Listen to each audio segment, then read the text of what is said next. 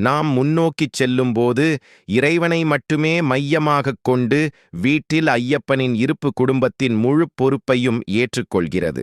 கிருஷ்ணரின் வார்த்தைகளை நினைவில் கொள்ளுங்கள். எல்லாவற்றையும் என்னிடம் ஒப்படைத்து உங்கள் கடமையைச் செய்யுங்கள். பம்பையில் தியாகச் சடங்குகள், பின்னர் 18ஆம் படிக்கு ஏறுதல். இது கர்மயோகம். அடைக்கலத்திற்கான அழைப்பு பக்தருக்கு கடினமான பயணத்தில் ஆற்றலை அளிக்கிறது. கடின உழைப்பு பலனை விரும்பாமல் செய்யப்படுகிறது. இந்த உடல் துன்பம் ஆன்மீக ஆதாயத்திற்காக மட்டுமே. பற்றின்றி வேலை செய்வது கீதையின் கொள்கை. ஒவ்வொரு அடியும் ஒவ்வொரு அடைக்கலமும் இறைவனுக்கு ஒரு காணிக்கையாக மாறும்.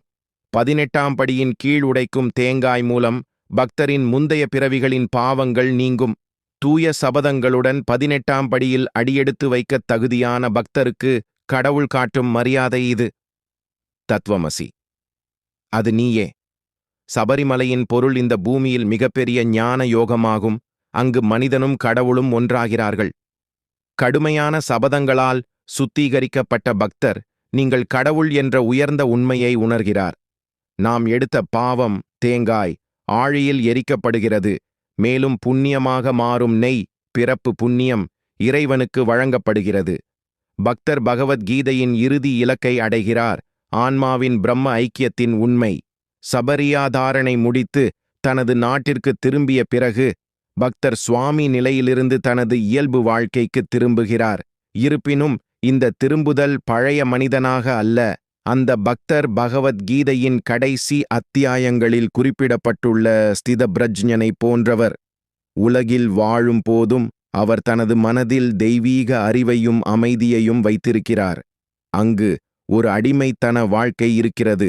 ஆனால் பகவத் தரிசனத்தால் கொடுக்கப்பட்ட புதிய வெளிச்சத்தில் பக்தர் தனது தர்மத்தை தொடர்கிறார்.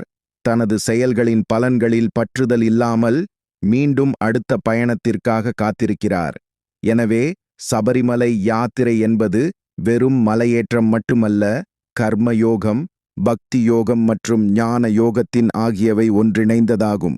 ஒவ்வொரு விரதமும் ஒரு பாடம், ஒவ்வொரு ரணகோஷமும் ஒரு மந்திரம், ஒவ்வொரு அடியும் முக்திக்கான பாதை. சுவாமி சரணம். சபரியாதாரணை முடித்து தனது நாட்டிற்கு திரும்பிய பிறகு பக்தர் சுவாமி நிலையிலிருந்து தனது இயல்பு வாழ்க்கைக்கு திரும்புகிறார். இருப்பினும் இந்த திரும்புதல் பழைய மனிதனாக அல்ல. அந்த பக்தர் பகவத்கீதையின் கடைசி அத்தியாயங்களில் குறிப்பிடப்பட்டுள்ள ஸ்திதப்ரஜ்ஞனை போன்றவர். உலகில் வாழும்போதும் அவர் தனது மனதில் தெய்வீக அறிவையும் அமைதியையும் வைத்திருக்கிறார்.